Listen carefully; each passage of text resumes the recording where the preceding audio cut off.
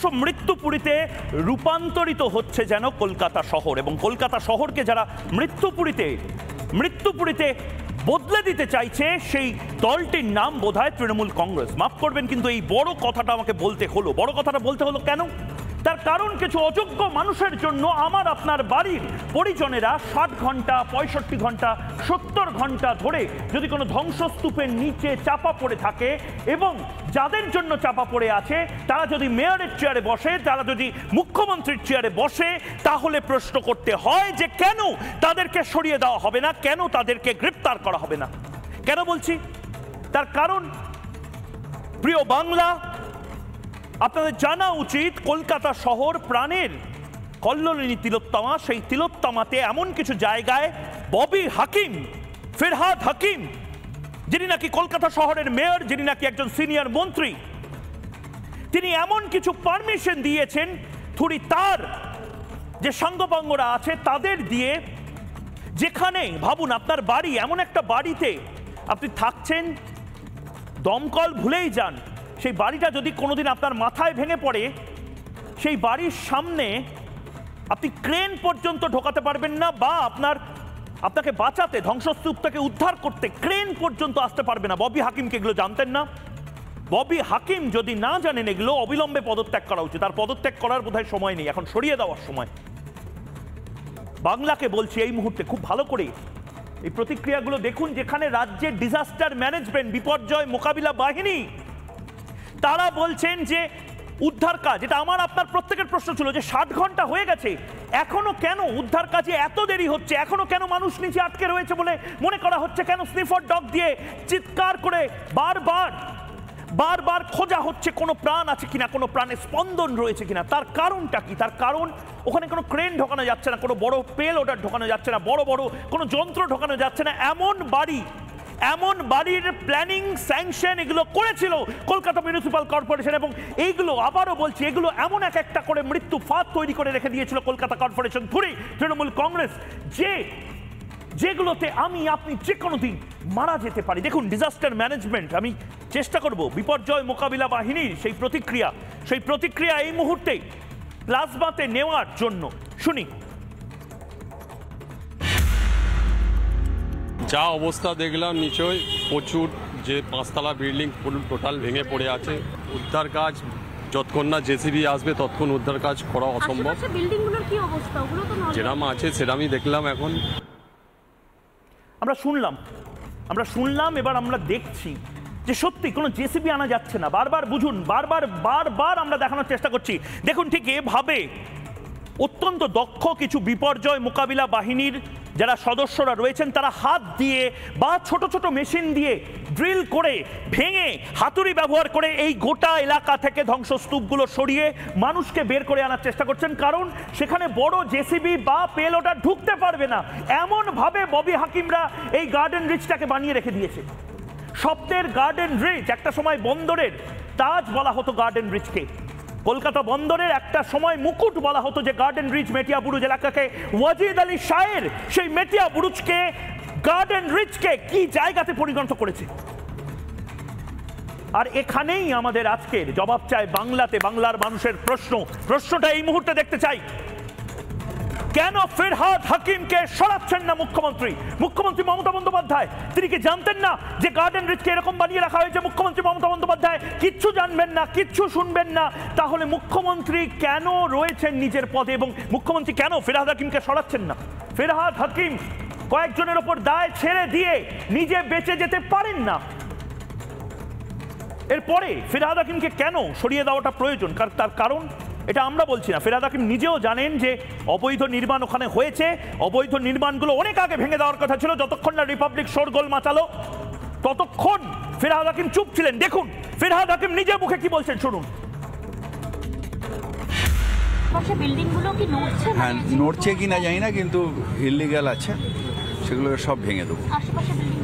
পাশের যে বিল্ডিংটা, যেটা বলছিল না যে একটু বেঁকে গেছে, নড়ছে, যেহেতু ওই অত বড় ভাইব্রেশন হয়েছে, বিল্ডিংটা হয়তো ড্যামেজ হয়েছে। আমাদের ইঞ্জিনিয়াররা যা বললো, তাই বলে ওটা ভেঙে দিই। একটু স্পেসিফিকলি জিজ্ঞেস করবো, এখনো পর্যন্ত এই এলাকায় আপনাদের কাছে কোনো লিস্ট আছে কতগুলো ইলিগাল কনস্ট্রাকশন? না, সেরকম সার্ভে বা কিছু না, নেই। আপনারা কি আগামী দিনে করবেন এরকম? দেখি এটা কর্পোরেশন থেকে কথা বলবো। চোর পাড়ালে বুদ্ধি বাড়ে, এটা অতীত এখন। ববি হাকিম সব জানতেন। ববি হাকিম অবৈধ যে নির্মাণ হয় সেগুলো জানতেন। আর যদি না জানেন, কেন জানেন না? মেয়র হিসেবে একটা সময় তো আপনারা বড় বড় কথা বলছেন যে হাতের তালুর মতন আপনারা নাকি সব কিছু জানেন, আপনারা নাকি সব ভোট পাবেন। এই বাড়িগুলো কি করে হলো? গোটা সোশ্যাল মিডিয়া, গোটা কলকাতা শহর এই বাড়িটিকে দেখে ফেলেছে। আমাদের প্রতিনিধি তাদের যে রিপোর্ট, সেই রিপোর্ট আপনাকে দেখাবো। কিন্তু দেখুন, এই বড় বড় বাড়িগুলোর মাঝে এক চিলতে জমি ছিল, সেই জমিতে পর্যন্ত তাল গাছের মতন একটা বাড়ি তৈরি করে দেওয়া হয়েছে। কি করে তৈরি করা হলো? এর স্যাংশন কে করেছে? এর প্ল্যান স্যাংশন কি করেছে? এর ওয়াটার সাপ্লাই কি করে হয়েছে? এই এলাকাতে মেয়রের পারমিশন ছিল না, কাউন্সিলরের পারমিশন ছিল না, পুলিশ ছিল। তো পুলিশ দেখতে পারেনি এরকম একটা বাড়ি হয়ে গেছে? এরকম বাড়ি শুধুমাত্র গার্ডেন রিচ বা মেটিয়াবুরুজের নয়। আবারও বলছি, এই বাড়িটা যদি পড়ে যায়, এই বাড়িটা যদি ভেঙে যায়, তাহলে আমার আপনার পরিজনেরা 50 ঘন্টা 60 ঘন্টা আটকে থাকবে।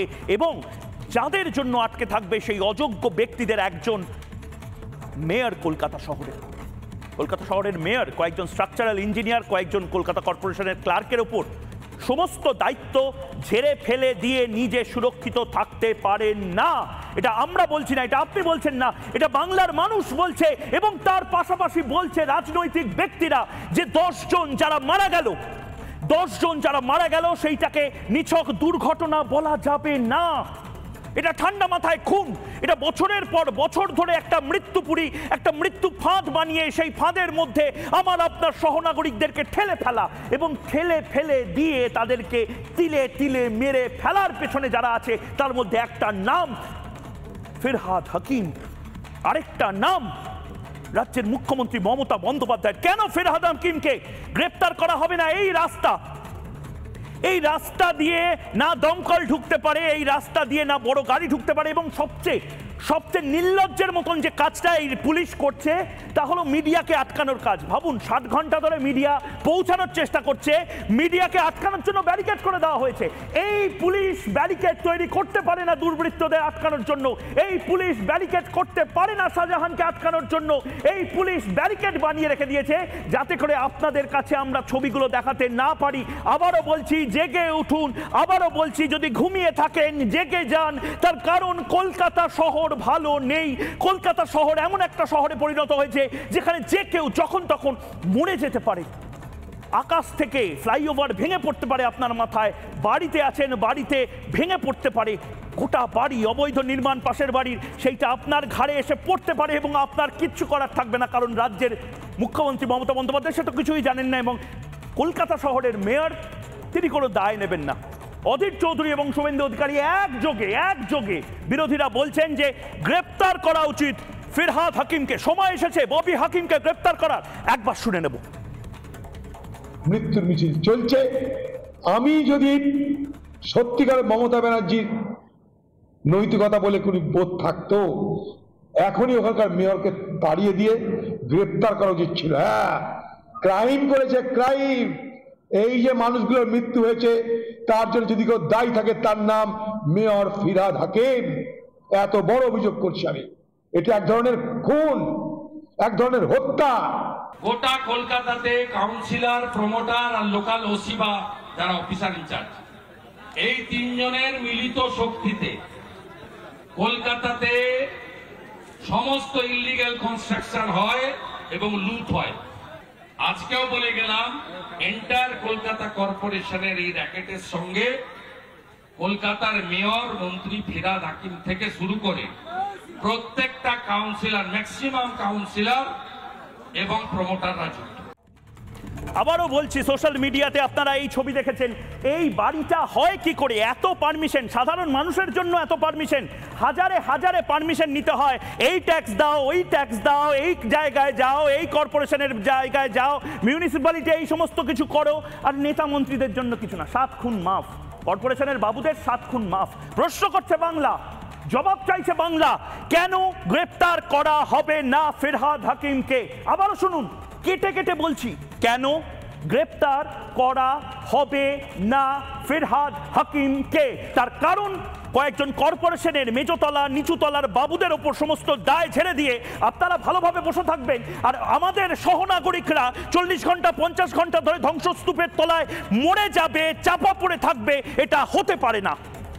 এটা হতে পারে না যে কলকাতা শহরকে আপনারা চোখের সামনে কিছু টাকার জন্য তোলার জন্য মৃত্যুপুরীতে পরিণত করবেন, একটা মরণ ফাঁদে পরিণত করবেন। যে কোনো সময় যে কেউ মারা যেতে পারে, আর আমরা চুপচাপ বসে থাকবো। চলবে না। বাংলার মানুষ জবাব চায় যে কেন গ্রেপ্তার করা হবে না। চোখে চোখ রেখে এই প্রশ্নটা করব। তার আগে একটা প্রতিবেদন দেখে নেব, খুব গুরুত্বপূর্ণ এই প্রতিবেদন। ভালো করে 2 মিনিটের মাথায় দেখুন, এবং তারপর আমি যে প্রশ্নটা করছি সেই প্রশ্নের উত্তরটা আপনিও দিন। একবার দেখে নিন। যা অবস্থা দেখলাম নিচয় প্রচুর, যে 5 তলা বিল্ডিং পুরো টোটাল ভেঙে পড়ে আছে। উদ্ধার কাজ যতক্ষণ না জেসিবি আসবে ততক্ষণ উদ্ধার কাজ করা অসম্ভব। বিল্ডিংগুলোর কি অবস্থা? ওগুলো তো যেরকম আছে সেরকমই দেখলাম এখন।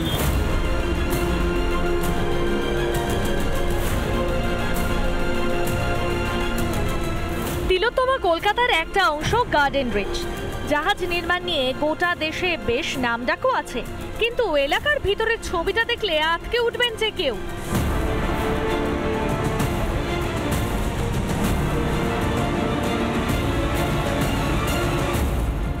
আধুনিকত্বের ছোঁয়া দিতে তৈরি হচ্ছে একের পর এক বহুতল। বহুতল না মৃত্যুপুরী, এভাবে কোনো মানুষ থাকতে পারে? এই পাহাড়পুর সংলগ্ন ফতেপুরেও এমন অনেক বাড়ি রয়েছে যাদের মধ্যে দূরত্ব 1 হাতও নয়। আমার সঙ্গে আমার ভিডিও জার্নালিস্ট মেহরাজ আলী রয়েছে। আমি একবার ছবিটা দেখাবো। এই হলো একটি আবাসন এবং এই হলো একটি আবাসন, G+5, অর্থাৎ দুটোই প্রায় 6 তলা। আমি যদি একটু হাত দিয়ে মেপে দেখাই, আমার হাতে 1 হাতের মতো দূরত্ব রয়েছে। যদি এই বাড়ির জানালা খোলা হয় তাহলে ওই বাড়ি থেকে জানালা খোলাটা সম্ভব নয়।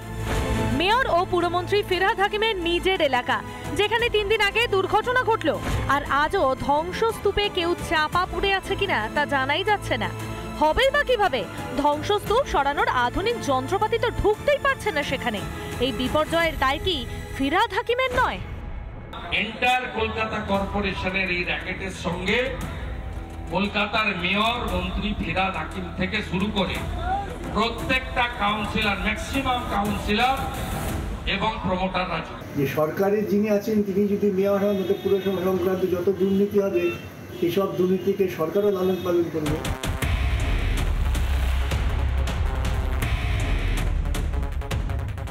শুধুমাত্র গার্ডেন রিচ নয়, গোটা কলকাতা জুড়েই ছড়িয়ে ছিটিয়ে আছে এই ধরনের বেআইনি নির্মাণ।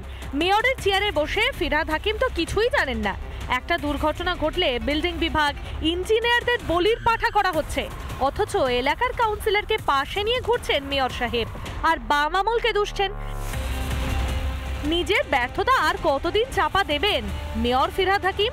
এই অপদার্থতার জন্য গোটা কলকাতাই তো মৃত্যুপুরীতে পরিণত হচ্ছে।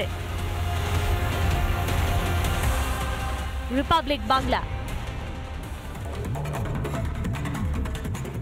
আমি আবারও বলছি, বারবার যে কথাটা বলছি, যে জেগে উঠুন। আপনারা যদি এই মুহূর্তে ভাবেন যে আপনি খুব নিরাপদ রয়েছেন, নয়, আসলে আপনি নিরাপদ নেই।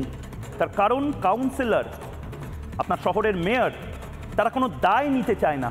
আপনি যদি মারা যান কালকে এবং আপনার মাথায় যদি একটা ফ্লাইওভার ভেঙে পড়ে, খুব খারাপ ইমারতি সামগ্রী দিয়ে বানানো কোনো বাড়ি যদি ভেঙে পড়ে, রাস্তা যদি গর্ত হয়ে মাটির মধ্যে মিশে যায় এবং আপনি মারা যান, আমি মারা যাই, আপনার আমার শহরের মেয়র তার দায়িত্ব নেবে না? গোটা কলকাতা শহর নয়, গোটা বাংলার বোধহয় এটা একটা সিস্টেম হয়ে গেছে, সিন্ডিকেটেড সিস্টেম, এবং এই সিস্টেমটাকে ভাঙতে হবে।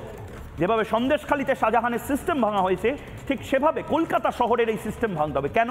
তার কারণ আমার আপনার জন্য অনেকগুলো নিয়ম আছে কলকাতা কর্পোরেশনের, কিন্তু মেয়র সাহেবের জন্য কোনো নিয়ম নেই। এই শামস ইকবালের মতো কাউন্সিলরের জন্য কোনো নিয়ম নেই। কয়েকজন ইঞ্জিনিয়ারের ঘাড়ে, কয়েকজন ক্লার্কের ঘাড়ে সমস্ত দায় চাপিয়ে দিয়ে মেয়র সাহেবরা খুব সিকিওর সেফ থাকতে চান। মমতা বন্দ্যোপাধ্যায় খুব সিকিওর সেফ থাকতে চান। কেন থাকবে? ভোট তো ওনাদের দিয়েছে। ওনাদের তো এই যে সমস্ত ঘোরাঘুরি থেকে শুরু করে, লাইট ফ্যানের টাকা থেকে শুরু করে, মাইনে থেকে শুরু করে সব কিছু তো আমাদের টাকাতে আসে। আমাদের জীবন যদি নিরাপদ না থাকে, কেন কেন প্রশ্ন করব না, এবং চোখে চোখ রেখে প্রশ্ন করব না। যারা এই মুহূর্তে রয়েছেন তাদের সাথে আলাপ করিয়ে দিয়ে রয়েছেন এই মুহূর্তে আমার একদিকে রয়েছেন ডক্টর নারায়ণ চক্রবর্তী, পদ্মশ্রী পুরস্কার প্রাপ্ত বিজ্ঞানী, অপরদিকে আমাদের সঙ্গে রয়েছেন অমিতাভ ভট্টাচার্য, সাধারণ সম্পাদক কলকাতা মিউনিসিপ্যাল কর্পোরেশন ক্লার্ক ইউনিয়নের তরফ থেকে। তার পাশেই রয়েছেন অরিত্র, অভিনেতা, এবং রয়েছেন সুদীপ্ত সরকার, রাজনৈতিক কর্মী। আমি একেবারে শুরুতে অমিতাভদা আপনার কাছে যেতে চাই। আমি ময়ূখ হিসাবে আপনাকে কোনো প্রশ্ন করছি না, কারণ বহু মানুষ, সাধারণ মানুষ প্রশ্নগুলো করছে। আমি একদিকে বলবো, যখন আমরা এই দর্শকদের সাথে কথা বলছি এবং যারা অতিথিরা রয়েছেন তাদের সাথে কথা বলছি, পিসিআরকে বলবো ওই এক ফালি যে বাড়ি, যেটা সোশ্যাল মিডিয়ায় ভাইরাল হয়ে গেছে, আমাদের প্রতিনিধিও সকালে গেছিল, সেই বাড়ির ছবিটা চালানো হোক। এবং তার পাশাপাশি অমিতাভদা, যেহেতু আপনি কলকাতা কর্পোরেশনে কাজ করেন, একবার যদি বলে দেন যে একটা বাড়ির সাথে আরেকটা বাড়ির দূরত্ব কতটা থাকা উচিত। এভাবে দেখতেই পাচ্ছেন আপনি, মানে হাসির খোরাক হয়ে গেছে, এভাবে বাড়ি হতে পারে কিনা। এবং এইটা যদি আপনাদের পুরোটা দায় থাকে, তাহলে আমরা এবার আর ডিবেট করবো না, মেয়রকে নিয়ে কোনো প্রশ্ন করবো না। আপনি যদি তিনটে ছোট করে বলে দেন আমাদের। প্রথম কথা, ওই বাড়িটা স্যাংশন হয়েছে কিনা সেটা আপনিও বলছেন না, আমারও জানা নেই। স্যাংশন যে রুলস আছে, সেই রুলস বইটা কোনো লুকোনো না, পাবলিকলি স্যাংশন বই আছে। মিনিমাম একটা বোঝার জন্য সাধারণ মানুষকে, যেগুলো ছোট এলাকায় 14 ফুটের কমের যে রাস্তাগুলো, তার একটা স্যাংশন আছে, অর্থাৎ হাইট স্যাংশন, এফআইআর স্যাংশন আছে। ছাড়েরও যে বিষয়গুলো আছে, সেগুলো মিনিমাম 4.5, 4.5, 6.5, 4.5, আর একটু যেটা বড় হয়ে যাচ্ছে 10 ফুট, 6.5, 6.5। অর্থাৎ এই নিয়মটা নিয়ে আলোচনা করছে, নিয়মটা বলছি, যেগুলো নিয়ে আলোচনা নিয়মের ধারকারই করে বলে ঘটনাগুলো ঘটছে। মানে আপনি বলছেন যে এই নিয়মগুলো আছে এবং এই নিয়মগুলো আপনারা পালন করতে পারেন, কিন্তু এই যে বারবার করে একটা কথা বলা হচ্ছে যে স্ট্রাকচারাল ইঞ্জিনিয়ারদের সরিয়ে দেওয়া হচ্ছে, একে সরিয়ে দেওয়া হচ্ছে, একে সরিয়ে দেওয়া হচ্ছে, মেয়র বা কাউন্সিলরদের কোনো দায়িত্ব নেই। এই জায়গাটাই আমার যেটা প্রশ্ন, আমি আগেও বলেছি, কলকাতায় যারা নাগরিক, কলকাতায় যারা বসবাস করে, যে কোনো মানুষের কাছে আপনাদের চ্যানেল যত মিডিয়া আছে, যান গিয়ে কথা বলুন। কথা বললে দেখবেন যে বাড়িগুলো হয়েছে, সেই বাড়িগুলো কতগুলো লিগাল আর কতগুলো ইললিগাল। না, ইললিগালটা হচ্ছে কি করে? আমার সেটাই ইললিগাল করার প্রশ্নে ইঞ্জিনিয়ারদের ভূমিকা সম্বন্ধে মেয়র বলছেন ইঞ্জিনিয়ারদের দোষ। খুব সহজ কাজ, যেহেতু কর্মচারী তাই তা বলেছেন, কিন্তু অভিজ্ঞতা যেটা আমি বলতে চাইছি সেটা হচ্ছে কোনো ওয়ার্ডে এরকম কোনো জায়গা নেই কাউন্সিলরকে বাদ দিয়ে আপনি বাড়ির ইট গাঁথতে পারবেন, কাউন্সিলরকে বাদ দিয়ে আপনি সাধ্য বাড়ির ম্যারাক বাঁধতে পারবেন। এই অবস্থা নেই, এটা হচ্ছে বাস্তব। সেই বাস্তব অবস্থার মধ্যে দাঁড়িয়ে কাউন্সিলর জানে না, মেয়র জানে না, ঘটনা ঘটে গেছে, তাহলে তো বলবো কমপ্লিটলি অপদার্থতা। সেকেন্ড পয়েন্ট কি, বড় কমিটির মিটিং, এটা তো বড় কমিটির মিটিংয়ে কারা থাকে? এই বড় কমিটির মিটিং, এটা তো কর্পোরেশন রুলস। না, বড় কমিটির মিটিংয়ে কাউন্সিলর থাকবে, বড় চেয়ারম্যান থাকে, অফিসারগুলো থাকবে। তাহলে এরকম নিষ্পাপ সাচ্ছেন কেন তারা? তা আমরা তো এটাই বলছি যে ওনার মানে বোকরা বানাচ্ছে, কর্মচারীদের সুযোগ পেয়ে বোকরা বানাচ্ছে, নিজেদের তোলাবাজি, নিজেদের দুর্নীতিটাকে আটকানো হচ্ছে। আপনি খুব বড় কথা বলছেন, মানে তোলাবাজি, দুর্নীতি কি কাউন্সিলরদের বিরুদ্ধে অভিযোগ আছে? ডেফিনেটলি আছে। লোকের কাছে চলে যান না, মানুষ ভয়ে বলছে না, পশ্চিমবাংলার অবস্থা সবাই জানে, ঘুম মেরে ভয়ে চুপ করে আছে, সেইটাকে ব্যবহার করছে এরা। 12 নম্বর বড় চেয়ারম্যান কেএমসির 500 কোটি টাকার মালিক কি করে হলো? মৌসুম অধিকারী বলে একজন লিখছেন, অন্যদিকে রাজীব চক্রবর্তী লিখছেন প্রতি ওয়ার্ডের সামনে লেখা থাকে আমার প্রিয় শহর কলকাতা, হে ভগবান, হচ্ছে এটা কি? কথাটা কখন লিখবে? মানে আমি বলছি অমিতাভদা, এরকম একটা সিচুয়েশন হয়ে গেছে যেখানে প্রতি ওয়ার্ডে কোনো না কোনো অভিযোগ আসছেই। এটা কি সত্যি কথা যে কাউন্সিলররা সব কিছু জানেন, এখন আসলে নিষ্পাপ সাচ্ছেন? কাউন্সিলররা সত্যি কি কিচ্ছু জানেন না? 100% কাউন্সিলররা সব জানে।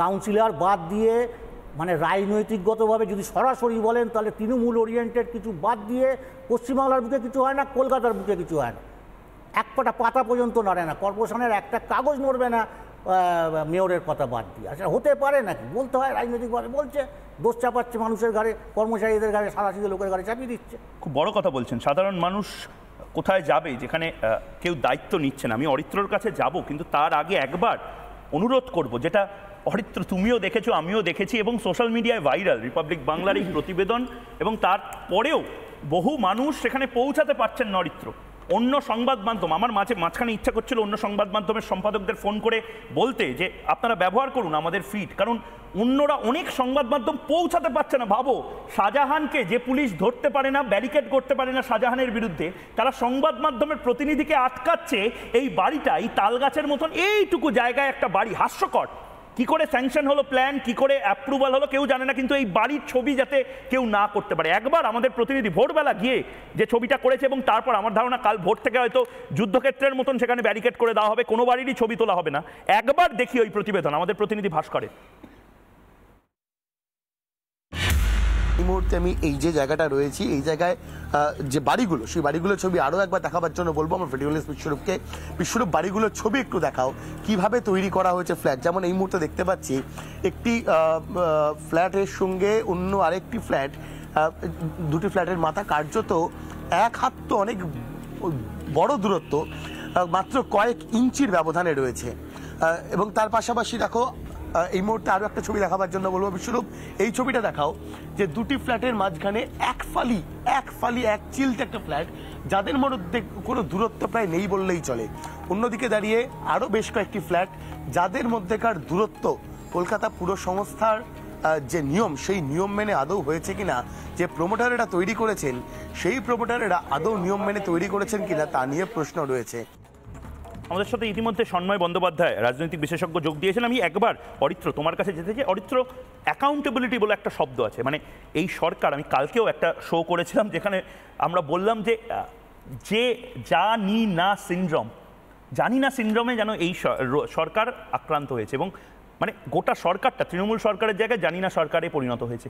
কেউ যদি না জানে, জানবেন কারা? যারা কর্মচারীরা এই মুহূর্তে বসে রয়েছেন অমিতাভ দাদের মতন, তাহলে তাদেরকেই, অমিতাভ দাদেরকেই মুখ্যমন্ত্রী বানাই, কলকাতা কর্পোরেশনের যিনি করণিকের কাজ করেন তাকে মেয়র বানাই, তাদেরকে কেন ভোট দেবো আমরা, যারা কিচ্ছু জানেন না? এরকম অ্যাপ্রুভাল হয়ে যায় এই ধরনের বাড়ির, কে অ্যাপ্রুভাল দেয়? কেন গ্রেপ্তার হবে না ফিরহাদ হাকিম? দেখুন, জানি না যারা বলছে সম্পূর্ণ মিথ্যে কথা বলা হচ্ছে, এনারা সবই জানেন। এবার ঘটনা হচ্ছে, আপনাকে একটা অদ্ভুত রিয়েল এস্টেট মাফিয়া নেটওয়ার্কের একটা চিত্র বলি, তাহলে আপনি বুঝতে পারবেন এটা কিভাবে হয়। কলকাতা শহরের এই যে বিপুল জনসংখ্যা, এই জনসংখ্যাটাকে এরা খুব বাজেভাবে ব্যবহার করেছে। প্রথমে কলকাতার মেন সিটি, সেই সিটিটা সম্পর্কে মানুষের কাছে একটা খারাপ ইমেজ তৈরি করেছে, যেটা এটা কনজেস্টেড, অনেক ভিড়ভাড়, ট্রাফিক জ্যাম ইত্যাদি দিয়ে তারপরে আস্তে আস্তে সমুদ্রপৃষ্ঠ বা নদী থেকে পেছনের দিকে গিয়ে একটা alternative satellite city, new town এরকম আস্তে আস্তে বিভিন্ন দিকে এক্সপ্যান্ড করতে যাচ্ছে। এবার ঘটনা হচ্ছে কি হয় এখানে, আপনাকে আমি বলে দিই বাস্তবটা। প্রথমত হচ্ছে, একটা হয় যে বাড়ি তৈরি হওয়ার আগে একটা স্যাংশন প্ল্যান থাকে, সেই স্যাংশন যে এটা এত 3 তলা বাড়ি হবে কি 4 তলা বাড়ি হবে। তারপরে বহু ক্ষেত্রে দেখা যাচ্ছে যে স্যাংশন প্ল্যান অনুসারে বাড়ি তৈরি হচ্ছে না। ধরুন 3 তলা বাড়ির পারমিট আছে, কিন্তু প্রমোটাররা সেখানে 5 তলা বাড়ি তৈরি করছে। এবার ফ্ল্যাটের ডিমান্ড তো ক্রমবর্ধমান, আপনি ফ্ল্যাট কিনতে যাচ্ছেন, সেইখানে দেখা যাচ্ছে যে আপনি যখন ফ্ল্যাটের জন্য আবেদন করছেন, প্রমোটার বলছে যে আপনি সস্তায় ফ্ল্যাটটা আপনাকে আমি দিয়ে দেবো, কিন্তু আপনি কোনো সরকারি বা রাষ্ট্রায়ত্ত ব্যাংক থেকে লোন পাবেন না। প্রশ্ন হচ্ছে কেন লোন পাবে না? তার কারণ স্যাংশন প্ল্যান অনুসারে বাড়িগুলো বা ফ্ল্যাটগুলো তৈরি হচ্ছে না, সেগুলো হচ্ছে মানে তৈরি হওয়ার পরে পুরসভাকে বা কর্পোরেশনকে বা এই কাউন্সিলরকে, এদেরকে নানা রকমভাবে ঘুষ টুস দিয়ে ম্যানেজ করে ওই এক্সটেনশনটা তৈরি হচ্ছে। এবং এই যে বেআইনি কনস্ট্রাকশনটা হলো, সেইটার পরে আপনি কিন্তু, কারণ যখনই আপনি ইন্স্যুরেন্সের জন্য ক্লেম করতে যাবেন, ব্যাংকের লোন নিতে যাবেন, প্ল্যান মাফিক আপনার স্যাংশনড প্ল্যান অনুসারে বাড়িটা তৈরি হতে হবে। যদি না হয় তাহলে আপনি লোন পাবেন না। তখন আবার এই প্রমোটার রাজরা আরেকটা ধরনের বাইপাস ইউজ করছে, সেটা হচ্ছে যে লোন দেওয়ার কারবারি, কালোবাজার কারবারি। তখন প্রচুর হারে সুদ নিয়ে তারা বলছে ঠিক আছে আমরা করিয়ে দেবো, আপনার গয়না বন্ধক রেখে লোন নিন, বিভিন্ন প্রাইভেট জায়গা থেকে লোন নিন। ফলে ক্রমাগত বেআইনি কনস্ট্রাকশনগুলো কলকাতা শহরে হয়েছে এবং দিনের পর দিন ধরে হয়েছে। কিছু বললেই এরা বলবে আগে হয়েছিল, এখন কেন হচ্ছে না। আমার প্রশ্নটা হচ্ছে যে তাহলে আপনি এতদিন ডিপার্টমেন্টে কি ছিলেন? আপনি মিনিস্টার অফ ইনচার্জ ছিলেন, আপনি মেয়র, আপনি ওখানকার জ্ঞানেশ্বরী এক্সপ্রেসের উদাহরণ দিচ্ছে ফিরহাদ হাকিম। আমি জানি না ফিরহাদ হাকিম কি বলছে, এরপরে হাওড়া ব্রিজ বলবে, হাওড়া ব্রিজ যদি কোনোদিন ভেঙে পড়ে বলবে ব্রিটিশ আমলে তৈরি হয়েছে, তৃণমূল সরকার কি করবে? এই যে একটা মানে অ্যাকাউন্টেবিলিটি না নেওয়ার। অরিত্র, আমি কেন তোমাকে বারবার বলছি, তুমি হার্ডকোর একটা কর্পোরেট সেক্টরে কাজ করো এবং যেভাবে তুমি দেখেছো ম্যানেজমেন্ট, একটা পুরো সরকার চলছে, কোনো ম্যানেজারিয়াল কোনো স্কিল ছেড়ে দাও, একটা অ্যাকাউন্টেবিলিটির জায়গা নেই। একটা বেসরকারি কোম্পানি হলে এতক্ষণে ধাক্কা মেরে বের করে দিত তাদেরকে। সরকারের একমাত্র অবজেক্টিভ হয়ে গেছে তো টাকা ইনকাম করা বেআইনি ভাবে। সরকারের অ্যাডমিনিস্ট্রেশন চালানো তো এই সরকারের এখন আর মোটিভেশনের মধ্যে পড়ছে না, সেই জন্য দায় নিচ্ছে না।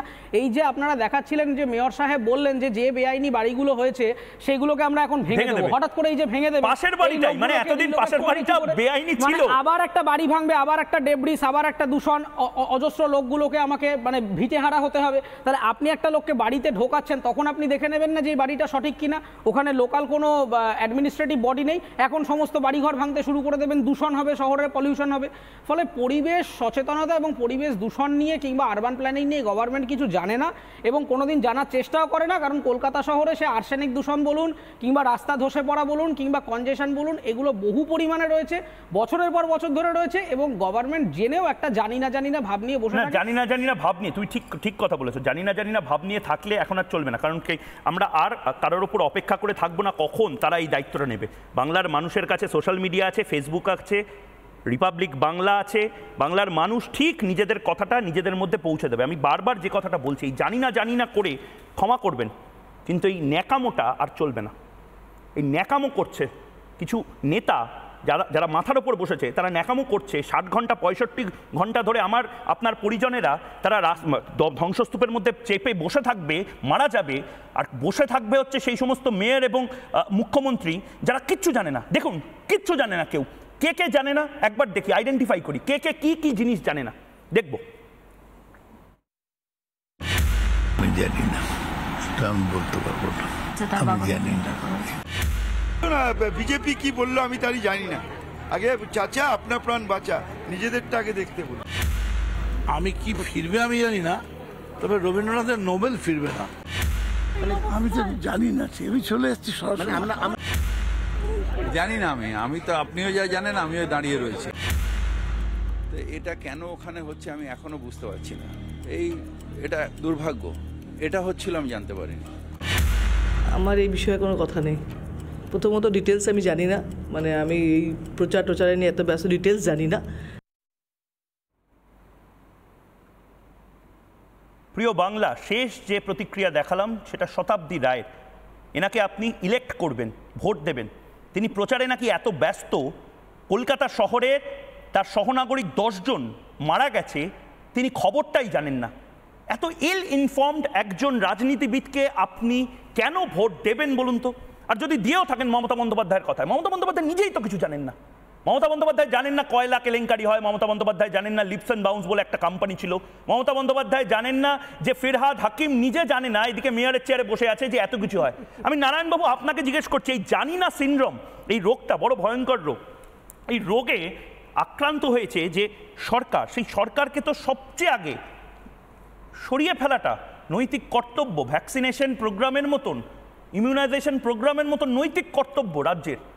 দেখুন, আমরা তো বলেই যাচ্ছি, সাধারণ লোকে, ওখানকার গার্ডেন রিচের লোকেরাও এদেরকেই ভোট দিয়েছিল। প্রথম কথা বলি যে এখানে এই যে জানি না বলছে, আমি হয়তো অরিত্রর কথার সূত্র ধরেই বলি, কলকাতায় আমারও বাড়ি আছে, আমাদের অভিজ্ঞতা আছে যে এখানকার তৃণমূলের কাউন্সিলরদের যদি প্রপারলি কেন্দ্রীয় এজেন্সি এনকোয়ারি করে, ইনভেস্টিগেশন করে, ইনকাম ট্যাক্স করে, প্রত্যেকটা কাউন্সিলর ধরা পড়বে, প্রত্যেকটা, each and every one.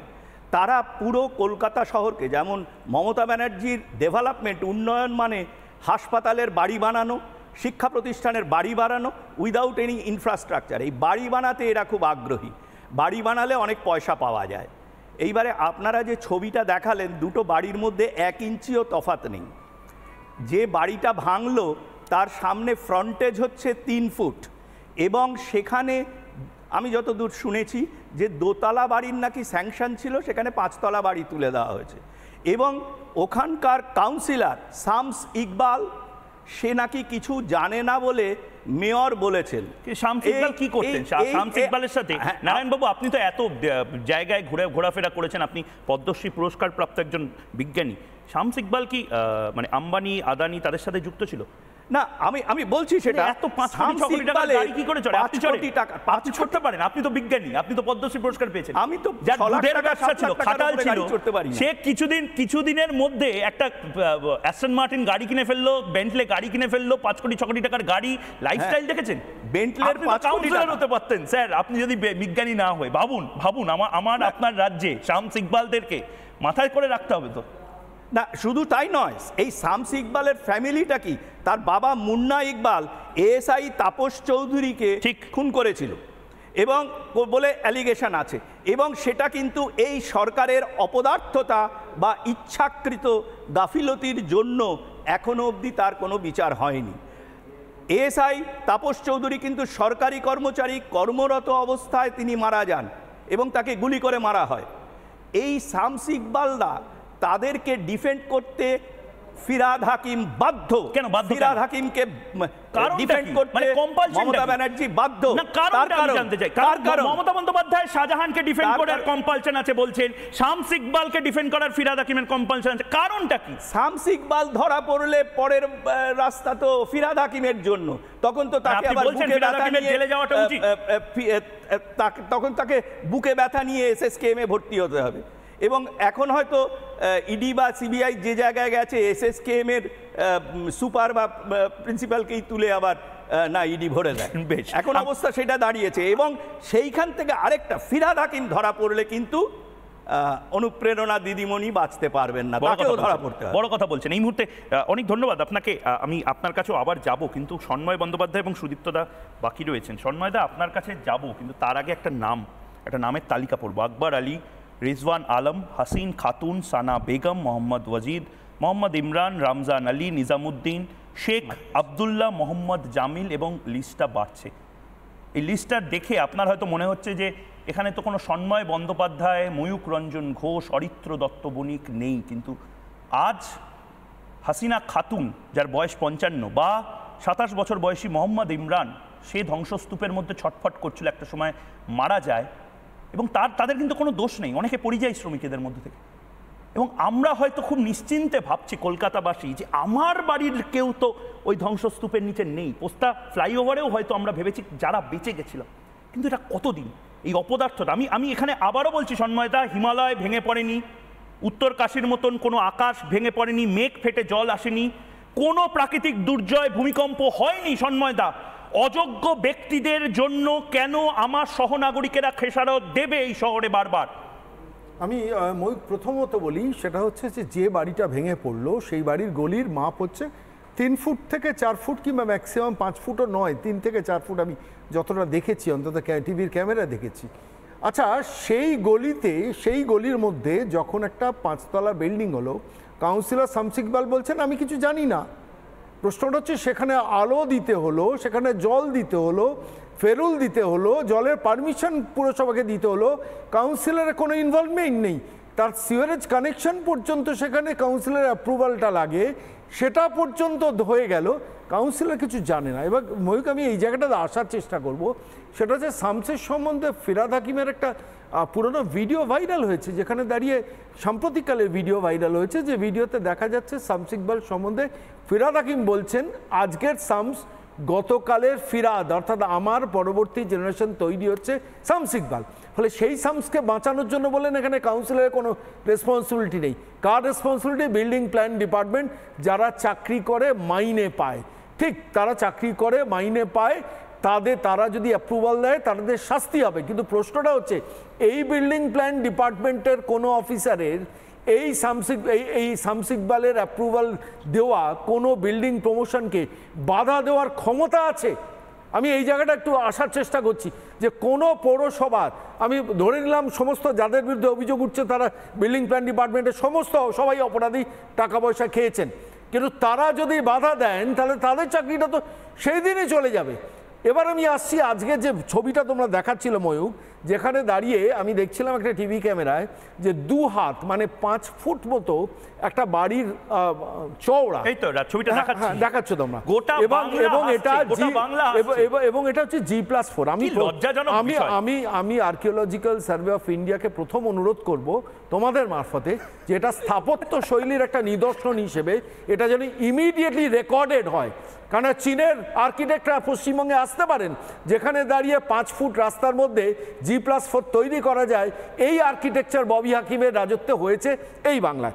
Coming to next point, আমি যে জায়গাটা বলবো সেটা হচ্ছে যে মমতা বন্দ্যোপাধ্যায় একটা রাজ্যের মুখ্যমন্ত্রী একটা বক্তৃতা দিয়েছেন, মনে আছে? মানে যখন কালো ফেট্টি পরে ওখানে গেলেন, বলেন সব প্রমোটার খারাপ নয়, সেই কথাটার মধ্যে ইঙ্গিতটা লুকিয়েছিল, যে ভেঙেছে তার জন্য সে অপরাধী, বাকিরা অপরাধী নয়। এবার আমি একটা খুব মৌলিক প্রশ্ন রিপাবলিক বাংলা লক্ষ লক্ষ দর্শক আজকের অনুষ্ঠান যারা দেখছেন আমি তাদের সামনে বলছি, আচ্ছা ইডির মাথা যদি 5ই জানুয়ারি যদি শাহজাহান বাহিনী না ভাঙতো, সন্দেশখালিতে এই বাঘের নামে একটা ইঁদুর বাস করে, আমরা বাংলার কেউ জানতাম? হাজার হাজার মহিলাদের ওপর ওই অত্যাচার হয়, হাজার হাজার বিঘে জমি ওইভাবে দখল হয়, ভেড়ি দখল হয়, কেউ জানতাম? একটা ইডির বাড়িতে মাথা ভাঙার পরে আমরা জানতে পারলাম যে সন্দেশখালী গভর্নেন্সটা কিভাবে চলে। ঠিক একইভাবে আমি এইখানে আজহার মোল্লা লেনের এই বাড়িটা ভাঙার পর আমরা জানতে পারলাম যে গার্ডেন রিচে এখন এরকম শয়ে বাড়ি আছে, অবৈধ বাড়ি আছে। যদি এটা ভেঙে না পড়তো তাহলে আমরা জানতে পারতাম না গার্ডেন রিচে এই কারবার চলছে, আরও এই G+5টা হয়তো G+10 হয়ে যেত, আমরা কেউ জানতে পারতাম না। জানতে পারতাম তখন যদি একটা ঈশ্বর করুন যেন সেই দিনটা না আসে কলকাতা শহরের ওপর। এটা কলকাতার প্রত্যেকটা শহরের মানুষকে ভাবতে হবে, যিনি তৃণমূল করেন, যিনি কংগ্রেস করেন, যিনি বিজেপি করেন, যিনি CPM করেন, যিনি নোটাতে ভোট দেন, যিনি কাউকে বিশ্বাস করেন না, প্রত্যেককে ভাবতে হবে যদি একটা 5.5 বা 5.6-এর রিক্টার স্কেলে একটা ভূমিকম্প এই পশ্চিমবঙ্গে হয়, সেদিনকে কয়েক সেকেন্ডে 10টা মানুষ এখনো পর্যন্ত মারা গেছেন। হয়তো কয়েক সেকেন্ডের মধ্যে এই পশ্চিমবঙ্গের এই কলকাতা শহরে 10,000 মানুষ কয়েক সেকেন্ডে মারা যাবে। কিন্তু মমতা বন্দ্যোপাধ্যায় তো বলেন আমি অন্যায় মেনে নিই না। আমি সন্ন্যাদা আপনার কাছে এটা নমুনা। সুদীপ্ত বাবু আপনার কাছে যাব, কিন্তু মমতা বন্দ্যোপাধ্যায় বলেন আমি অন্যায় মেনে নিই না। আমি বলছি না, মমতা বন্দ্যোপাধ্যায় বলছেন, বারবার বলছেন, একবার শুনিনি মনে করানোর জন্য। যারা মানুষের কাজ না করে নিজের কাজ করবে তাদের বলবো দয়া করে অনেক করেছেন, ঘরে বসে যান, এর থেকে বেশি আমরা কিছু চাই না। যদি কেউ অন্যায় করে থাকে বিচারে প্রমাণিত হয় তার দায়িত্ব সে নিজে নেবে। আপনারা জানেন জীবনে আমি কোনো অন্যায়কে কোনোদিন প্রশ্রয় দিইনি। খুব ভালো কথা, কোনোদিন মমতা বন্দ্যোপাধ্যায় কোনো অন্যায়কে প্রশ্রয় দেননি। কিন্তু সুদীপ্তবাবু এই যে অন্যায়গুলো হয়ে যাচ্ছে বাংলার মানুষের সাথে, এটাকে তাহলে মমতা বন্দ্যোপাধ্যায় কেন প্রশ্রয় দিচ্ছেন? সন্দেশখালীর যে অন্যায়টা হয়েছিল কেন মমতা বন্দ্যোপাধ্যায় প্রশ্রয় দিলেন? শেষ দিন অবধি শাহজাহানকে কেন ডিফেন্ড করে গেলেন? দেখুন, এখনো পর্যন্ত বিভিন্ন বক্তারা তাদের বক্তব্য রাখলো, কিন্তু এইটা তো আপনাকে সত্যি করে মানতে হবে যে যারা কলকাতায় থাকে, বর্তমানে যাদের কলকাতায় বাড়ি আছে, তারা কলকাতাকে, যারা জন্মেছে তারা বহুদিন ধরে কলকাতাকে বিভিন্নভাবে পরিবর্তন হতে দেখছে। তো কলকাতায় এক অভূতপূর্ব স্থাপত্য শিল্প কলকাতায় আগে আমি অরিত্রর কথাটাতেই বলছি, আগে এখনো বলছি 100টা যদি বাড়ি থাকে তার মধ্যে 90টা বাড়ি দেখা যাবে কিছু না কিছু ডিভিয়েশন বা কিছু না কিছু অ্যাডিশন অল্টারেশন সেই বাড়িতে থাকে। বুঝলাম, ভারী ভারী ইংলিশ শব্দ বলছেন আপনি, একটা টাকা তোলা হয় কথা বলছি, তাহলে কি বাড়ি তৈরি করার সময় কাউন্সিলরটা কি টাকা তোলে? এই ধরনের যে অভিযোগ আছে আজকে আপনি কি আজকে দেখছেন কলকাতাকে? এটা তো না, আমি নেতাজি যখন মেয়র ছিলেন বাড়িগুলো আছে, তখন কি হতো আমি জানি না। বাড়িটাকে আপনার নতুন মনে হচ্ছে, যিনি মেয়র হয়ে এই বাড়িটাকে কালকে তৈরির বাড়ি মনে হচ্ছে আপনার? বলুন, এই বাড়িটাকে কালকে তৈরির বাড়ি মনে হচ্ছে? হ্যাঁ, এই বাড়িটা কি কালকে তৈরি হয়েছে এরকম বাড়ি মনে হচ্ছে? এবার আমাকে এসআই ডেকে আপনি এটা বলুন, কাল ধরে একটা সিস্টেমে ওই চত্বরে বাড়ি হয়ে এসেছে, সাম্রাজ্য তৈরি হয়েছিল, হঠাৎ করে আপনি এত লোককে রাতারাতি ডেমোলিশ করে পৌরসভা কিন্তু কাজ করছে, পৌরসভা ডিটেকশন করছে যেগুলো ব্যাড হেলথ আছে, এই বাড়িটাই কুতুব মিনার আছে, এই বাড়িটাই কুতুব মিনার, এই বাড়িটাই বোধহয় কুতুব মিনার। পৌরসভা দিয়ে দিই, গত 1.5 বছর ওখানকার লোক বলেছেন, ওখানকার লোক ক্যামেরার সামনে বলেছেন সারাদিন ধরে 1.5 বছর ওখানকার। আপনাকে বলছি তো, আপনি আর্কিওলজিক্যাল লোক হয়ে গেলেন নাকি? একটু আগে ওখানকার লোক বলছে 1.5 বছর হলো। সন্ময়দা ভুল বলছেন, এটা মোগল সাম্রাজ্যের সময়কার বাড়ি, আপনাদের দোষ নেই, এটাই আসলে কুতুব মিনার ছিল। শুনুন, একটা দেখুন, আপনিও জানেন না, আপনারা একটা অদ্ভুত ভাবে না বল পাস করার মতো একটা শিল্প শিখে গেছেন। আমি বলছি তো, ওই সিস্টেমে একটা চত্বরে বাড়ি হয়েছে, কিন্তু যেইগুলো ধরুন বাড়িগুলো খুবই নিম্নমানের আছে, যেই বাড়িতে ধরুন লাইফ হ্যাজার্ড হতে পারে, সেগুলো পুরসভা কিন্তু চেষ্টা করছে সেগুলোকে ভ্যাকেন্সি করে। আচ্ছা, আমাকে একটা কথা বলুন তো, আপনারা স্কেপগট করছেন কেন? আপনারা বলির পাঠা খুঁজছেন কেন? আপনারা বলুন, ইঞ্জিনিয়াররা কি সবকিছু জানে? না না, কর্পোরেশনে যারা করনি তারা কি সবকিছু জানে? মেয়র জানে না, কাউন্সিলর জানে না, আর প্রথমত এই মেয়র কাউন্সিলর জানে না কেন? কি করে তারা সারাদিন ধরে? আপনাকে মানতে হবে, কি কাজ করে মেয়র সারাদিন ধরে? কি কাজ করে? না না, এটা কাউন্সিলরের কি এমন ব্যস্ততা যে তার ওয়ার্ডে কি চলছে সেটা জানে না? অ্যাস্টন মার্টিন করে ঘুরে বেড়ায়? না এটাও তো আপনাকে মানতে হবে যে আজকে ওইখানে যেই আরে ছাড়ুন আগে আমাকে বলুন যে বড় নিম্নমানের অফিসে একজন কর্মচারী যেটা জানছে এই হ্যাবিটটা আপনাদের এই হ্যাবিটটা বন্ধ করুন। পার্থ চট্টোপাধ্যায় কিছু জানে না শিক্ষা দপ্তরে কি চলছে, মেয়র ববি হাকিম কিছু জানে না কলকাতা কর্পোরেশন কিনছে কেন? না না হ্যাজার্ড নিয়ে কিনছে। আমার কথা হচ্ছে লাইফ পপুলেশনটা কোথায় থাকবে? পপুলেশনটা কোথায় থাকবে তার আপনি উত্তর দিয়ে দিচ্ছেন তো। না আপনি উত্তর দিয়ে দিচ্ছেন যে পপুলেশনটা মানুষ কিনলে তো আপনি উত্তরটা দিচ্ছেন আপনি যা বাবা এই তার মানে আপনি মনে করেন না যে একবার একদম সুদীপ্তদা আরে বাড়িটা হবে কেন?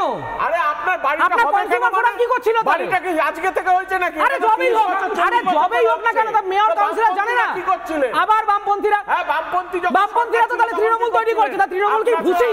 বামপন্থীদের আমলে তো তৃণমূল কংগ্রেস তৈরি হয়েছে। তাহলে বামপন্থীরা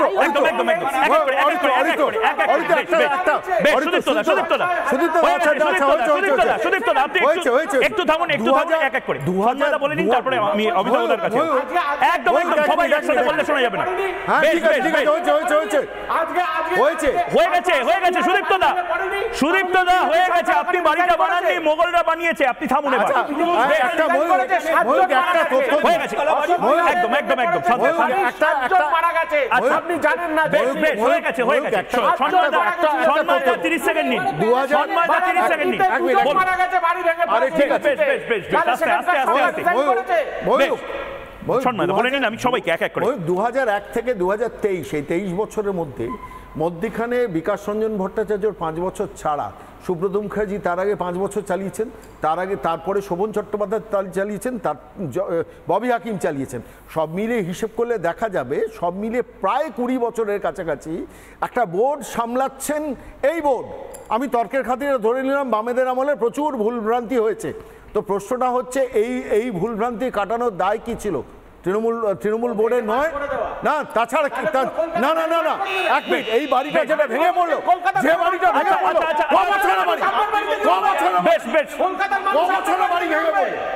হয়ে গেছে। আমি অমিতাভদাকে বলছি, যেহেতু অমিতাভদা নারায়ণবাবু দুজনেই প্রথমবার রিপাবলিক স্টুডিওতে এসছেন। একটু আমি জানি সুদীপ্তদা এটা মোগল না, এটা একেবারে প্রাগৈতিহাসিক যুগে স্টোন এজে বানানো হয়েছে, সিন্ধু সভ্যতায় বানানো হয়েছে। এটা আপনাদের দোষ নেই, এটা আমার ভুল হয়েছে। আমি দয়া করে আমার অতিথিদের বাকিদের অমিতাভ একটা ছোট কথা বলি, একদম বাস্তব অভিজ্ঞতা। এই যে উনি বললেন না সন্মানিত, আমার মনে পড়ে গেল।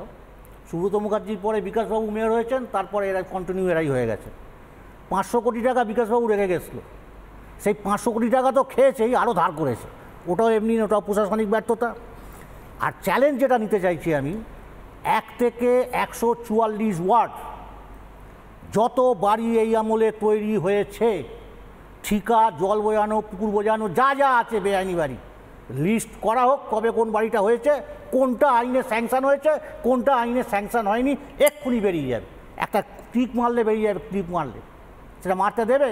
আর আমাদের যেটা সমস্যা, যেটা বুঝতে হবে, যারা কর্মচারী হিসাবে কাজ করেছেন তারা বুঝবেন, কর্মচারী হিসাবে তথ্য পাচার কেস ব্রিটিশ আইনের আমলটা এখনও আছে, তাই কর্মচারীগুলো দিতে পারছে না, সেই সুযোগটা উনি 100% ব্যবহার করছেন। কালকে যদি উনি আইনটা বলেন 3 দিনের জন্যে তুলে দিচ্ছি, কম্পিউটারে সুইচ বেরাবে আর ফাটাফাট বেরিয়ে যাবে সারা কলকাতায় কী হয়েছে। একদম খোলা কথা, খোলাভাবে হোক, দেখা যায়। আপনি তো কলকাতা কর্পোরেশনের একজন কর্মচারী হিসেবে বলছেন, আপনি আপনার বেতনের কথা বলছেন যে সমস্ত দায় আপনাদের উপর চাপিয়ে দিচ্ছে সাধারণ মানুষ। কলকাতা শহরে 29,000 জব ভ্যাকেন্ট। কলকাতা শহরের সাধারণ মানুষ কি বলছেন, জবাব চাই বাংলাতে। আমাকে কি কি বার্তা পাঠাচ্ছেন একবার শুনে নি, এবং তারপর নারায়ণবাবু এবং বাকিদের কাছে যাবো। একবার শুনে নি।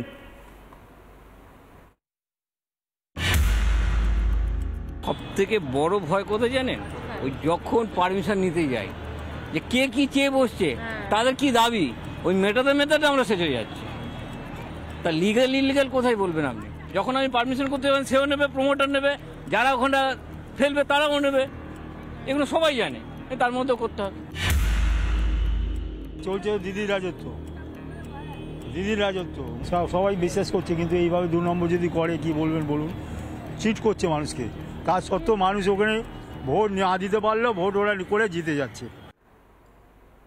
নারায়ণবাবু, এটা তো বাস্তব।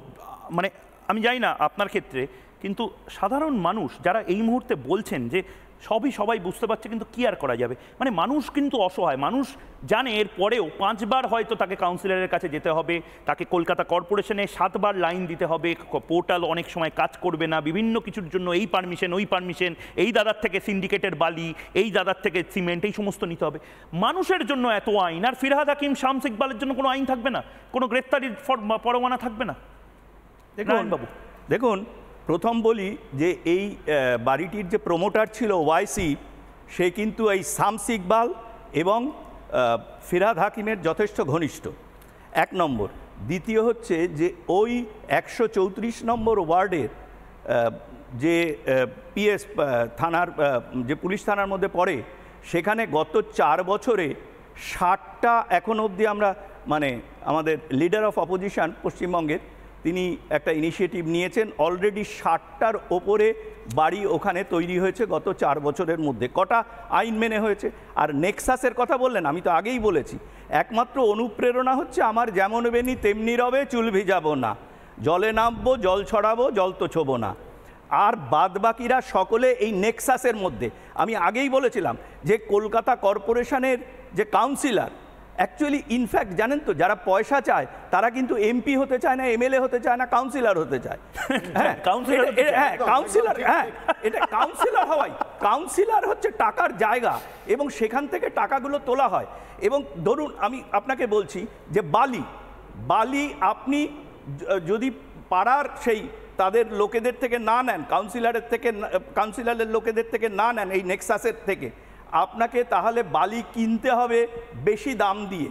এবং ওরা যখন বালি দেবে, আপনি যদি কোয়ালিটি বলে দেন, 700 কিউবিক ফিটের জায়গায় ওরা 350-400 কিউবিক ফিট দেবে। ইটে প্রত্যেকটি 1 টাকা করে বেশি নেবে। লোকাল যে সিন্ডিকেট, এই সিন্ডিকেটগুলো চালায় কে? আজকে যদি মেয়র বলুন, কাউন্সিলর বলুন, এরা যদি কিছু না জানে, মুখ্যমন্ত্রী যদি কিছু না জানেন, তাহলে এই অপদার্থ লোকগুলোর থাকার দরকার কি? আইদার তারা অপদার্থ অথবা অসৎ। এবং এই নেক্সাসটা কখনো ভাঙা যাবে না যদি পশ্চিমবঙ্গের এই পলিটিক্যাল সিস্টেমটাকে ভাঙা না যায়।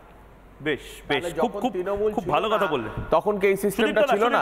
সুদীপ্ত দা, আমি ক্ষমা চেয়ে নিচ্ছি। না, ভবিষ্যতে আপনি গ্যারান্টি দিতে পারেন একফালি বাড়িটা, এই বাড়িটা নিয়ে আলোচনা করাটাই উচিত হয়নি। আমি দর্শকদেরও বলছি, এই বাড়িটা হয়তো মোগল সাম্রাজ্যের বাড়ি, এটা সিন্ধু সভ্যতার বাড়ি, এটা তৃণমূল আমলে হয়নি। সুদীপ্ত দা, আর ডিফেন্ড করবেন না, আমি একটা ছোট্ট বিরতি নিচ্ছি, ময়ূক বিরতি নিচ্ছে, বিরতির পর ফিরে আসছি একটা ছোট্ট বিরতি নিয়ে।